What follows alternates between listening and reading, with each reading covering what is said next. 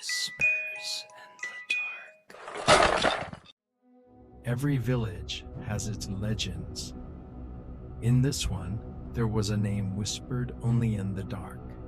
Parents told their children, if you hear the song of Labubu, don't fall asleep. Cover your ears, because if you do, he will come.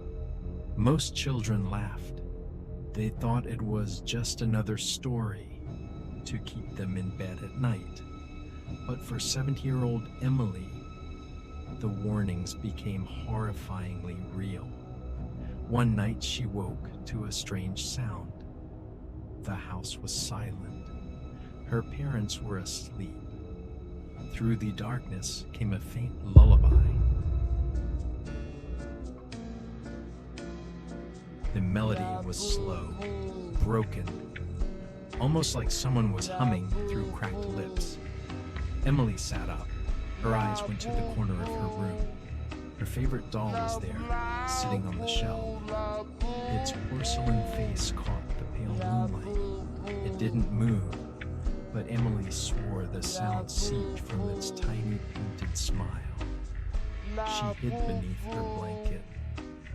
Her tiny hands pressed hard against her ears. The song continued for several minutes, then slowly it faded away.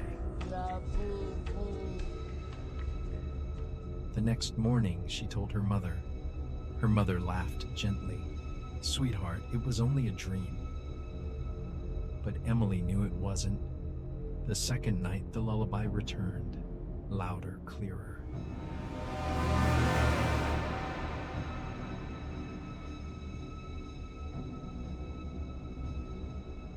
Emily opened her eyes and froze. A shadow stood beside her bed. It was tall. Its back was hunched.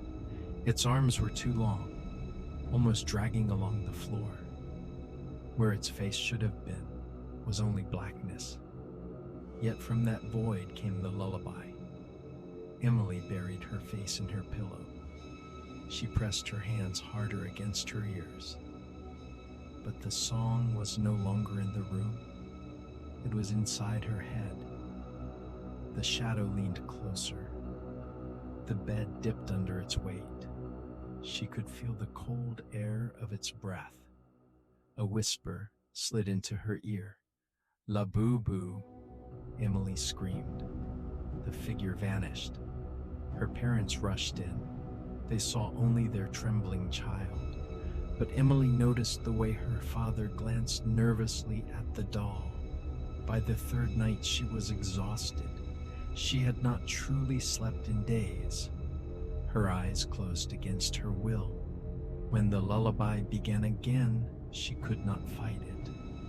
As sleep pulled her down, she felt it. Cold fingers combing through her hair. Long nails scraping her scalp. Her body froze. She couldn't move. She couldn't scream. And then right at her ear, the next morning, again, her bed was empty. "Come with me." Only her doll remained on the pillow.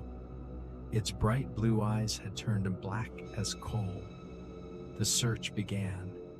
Neighbors joined. Police combed the woods and swamps. Hunters searched every hidden path.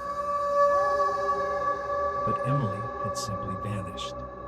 That night, her parents stayed awake. At exactly midnight, the sound began again. A soft humming drifted down the hallway. Both of them froze. It wasn't Emily. It wasn't a dream. The sound was real. Her father grabbed a flashlight. They walked slowly to Emily's room. The door was ajar.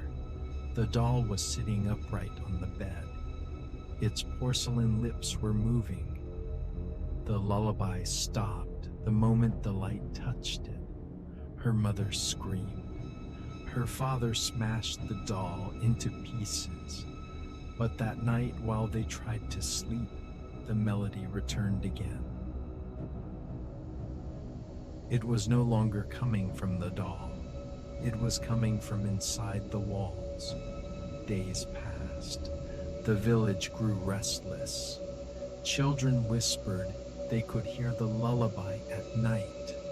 Some hummed it during the day without realizing. One boy's parents found him kneeling before his toy chest. He sang the melody in perfect pitch.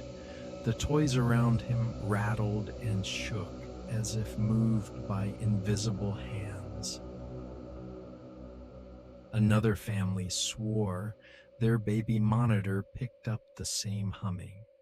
When they rushed into the nursery, their child was standing in the crib. He was smiling. He stared at the corner of the room as if someone invisible stood there.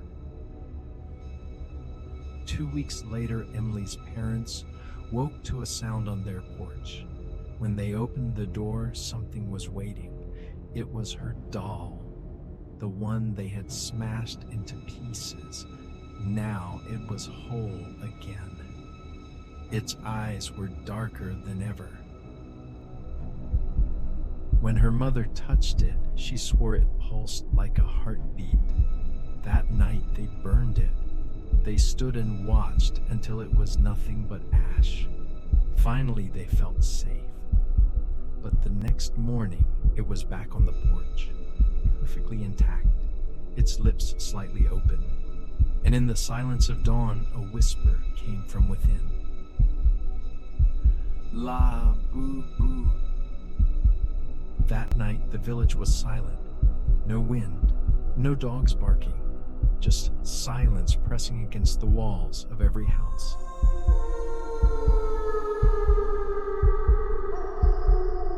Emily's parents sat awake. They kept every light on. Candles burned in every corner. Still, when the clock struck midnight, the humming began again.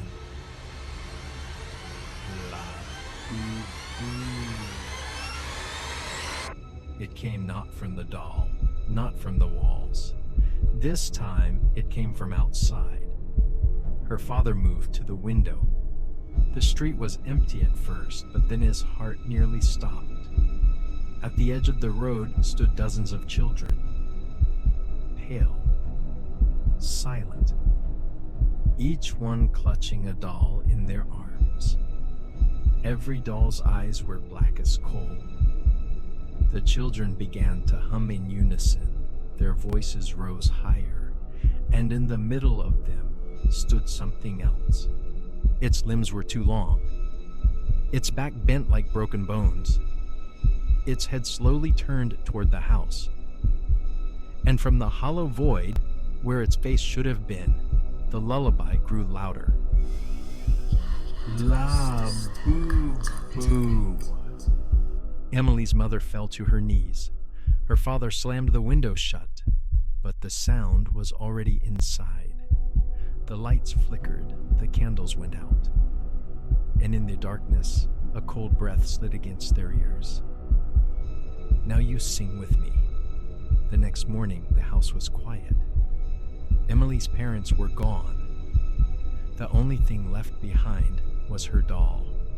It sat neatly on the kitchen table, its lips slightly open. Its cracked porcelain whispered the endless song of Labubu. Labubu.